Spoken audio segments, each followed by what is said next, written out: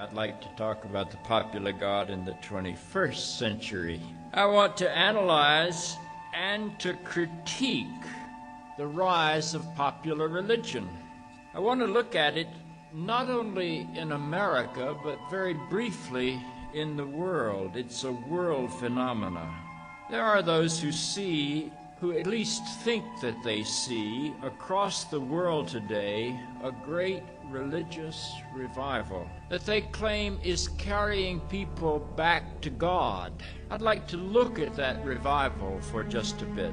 This revival, they say, certainly has an American component. There is certainly in the United States today a rise in what would be called evangelical Christianity. It is also certainly a fact that evangelical Christians have joined forces with conservative Roman Catholics and with a very conservative Pope to create a political power base in this country that we call in the media the religious right. It is also not a secret that the current American administration actively courts this religious vote and articulates their point of view and identifies many policies with their agenda. Instances of this are opposition to stem cell research, speaking out in favor of intelligent design as an alternative to evolution, calling for a constitutional amendment to ban gay marriage, appointing anti-abortion justices to the Supreme Court. This surge of religious fervor does not seem to be limited to the United States. We have witnessed a rise in Islamic fundamentalism in the Middle East. We see Jewish fundamentalism in Israel. But you can also see this kind of fundamentalism on the boundary between India and Pakistan, where there is a Hindu fundamentalism that was recently in riots. And when the price of oil rises in the world, you see things like the Wall Street Journal adds a religion reporter to its reporting staff, because religion now has economic consequences. The question that I want to raise is, what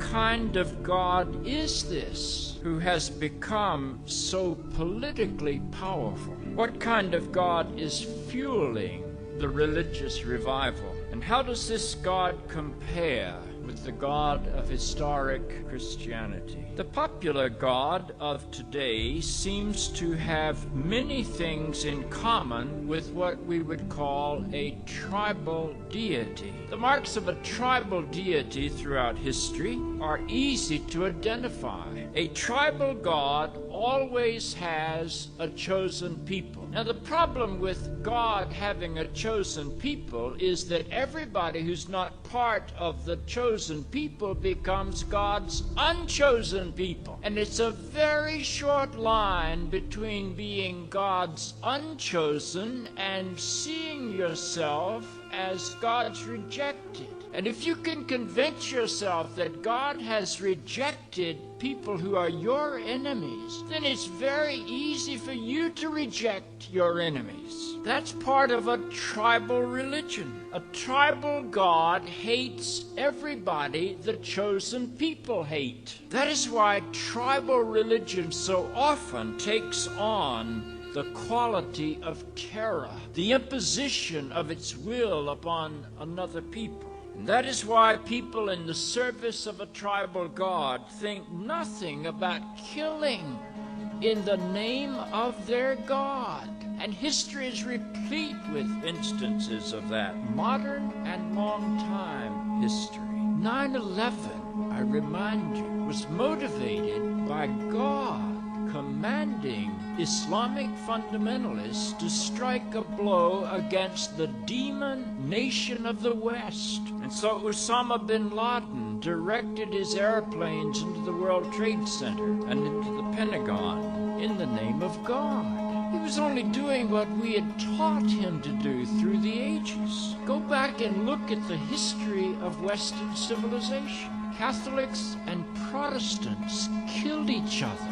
in a 30 Years' War, each trying to impose their understanding of God on the other. The Crusades were organized by the Vatican, and the primary result of the Crusades was the murder of Jews and Muslims in the Holy Land. In this country, we have witnessed pro-life people who engaged in murder at abortion clinics.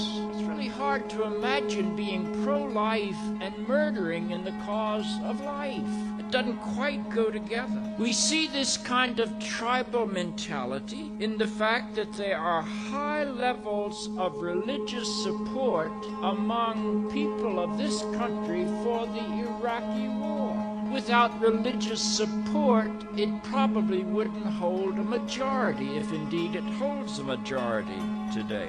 Throughout history, Christians have killed Jews. They have killed Muslims, always in the name of God. Our history is replete with this kind of tribal deity destruction, with the tribal deity perfuming human terror. And every religious system in the world has at least some of its roots in what I would call tribal religion. I think that one could argue that in the 20th century, the tribal religion of the Western world is the Judeo-Christian tradition. The tribal religion of the Middle Eastern part of the world is the Islamic tradition. And the tribal religion of what we call the Far East is basically Hinduism in combination with Hinduism's child, Buddhism. And if you look at our world, religious conflict is almost inevitable in those places where these various tribal religions confront one another. Hindu versus Muslim on the Indian-Pakistani boundary. Jews versus Muslims in the Middle East. Christian fundamentalists against Islamic fundamentalists throughout Africa.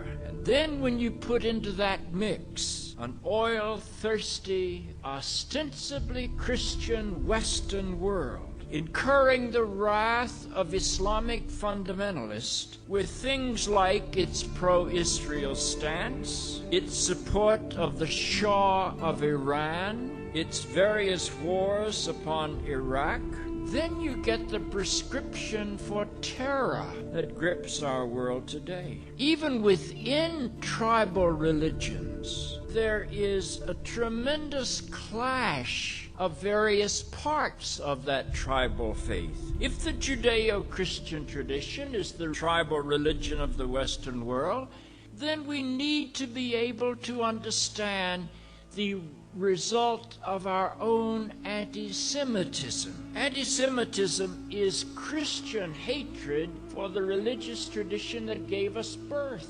Anti-Semitism is Christian spitting upon our mother. Jesus was a Jew. Wonder why that's not part of our consciousness. When I was a child growing up in a Sunday school in Charlotte, North Carolina, I never met a good Jew. They were always portrayed as evil, sinister, dark people. They had names like Judas Iscariot and Sadducees and Pharisees, and nobody ever told me that Jesus was a Jew. But I knew Judas Iscariot was a Jew, and every time the phrase "the Jews" appeared in my Sunday school literature, it meant something evil. The Jews were out to get Jesus. The Jews were out to get St. Paul. My Sunday school filled me with anti-Semitism. In our history, in the Western world, Christians blamed the Jews for the bubonic plague. Adolf Hitler blamed the Jews for the economic collapse of the Depression that brought Hitler into power. And he decided to even the score with these enemies by annihilating them in his crematoriums in what we now call, to our shame, the Holocaust. You can go back a little further and you will find that there was a great Spanish armada that set sail for England. Why? To conquer Protestant England for Catholic Spain. And when that armada hit bad weather and was destroyed, it was interpreted as a victory for the Protestant God over the Catholic God. That's tribal religion. How often we have taken our tribal prejudices and sanctified them with our religious language.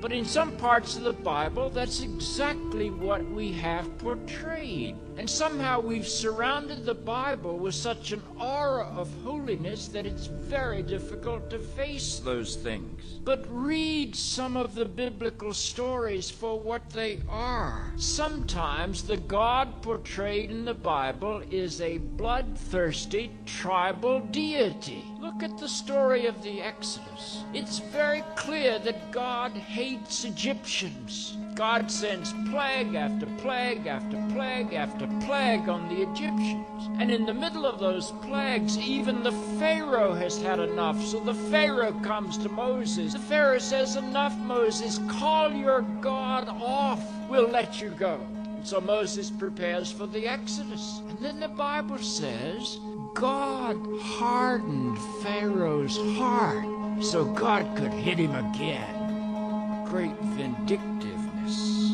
You know what the final plague was? God was going to send God's angel of death throughout all the land of Egypt to kill, let me use the more emotional word, to murder every firstborn male in every Egyptian household. Didn't matter whether the firstborn male was good or bad. The firstborn male had to go. The conversation in the Bible is rather fascinating. Moses says to God, "Well, now, wait a minute, God. Some of those houses have Jews in them.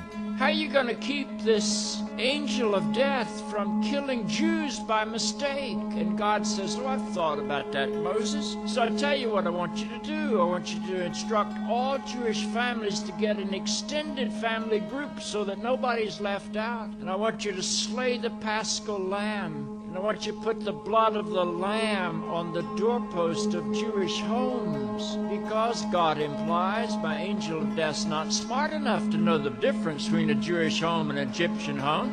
So he's got to have a bloody signpost out there. And when you see the bloody signpost, the angel will pass over that house and only kill Egyptians. That's tribal religion. And it's in our biblical story. I could take you to the book of Joshua. Joshua's at war with the people of Ammon, called the Amorites. And Joshua is winning the war and he's routing the Ammonites, but the sun begins to go down. And Joshua prays and God stops the sun in the sky for the sole purpose of allowing Joshua to kill more of his enemies. That's not a very noble purpose for stopping the sun in its route. That text, interestingly enough, was the one used to condemn Galileo. Because if Joshua can cause the sun to stop in the sky, that was clear proof that the sun rotated around the earth. And so Galileo had to be wrong. It's interesting how we've used the Bible. Then most people think genocide is evil, but genocide is in the Bible. The prophet Samuel addresses King Saul and says, "In the name of God, you are to go to war against the people of Amalek." They were called the Amalekites. "And in this war," says the prophet of God, "you are to kill every man, every woman, every child, every suckling, every ox, every ass." What's the definition of genocide? The Bible portrays Samuel, the prophet of God, calling on the Jewish people, the chosen people of God, to commit genocide in the name of God. It's not a surprise that people today can quote the Bible to justify almost any act of terror or any prejudice that they wish to engage in. The fact is that the adherents of tribal religion always quote the tribal passages of their sacred scriptures to justify their definitions, their prejudices, and their hatreds. And that's why religion is not an unmixed blessing in our world.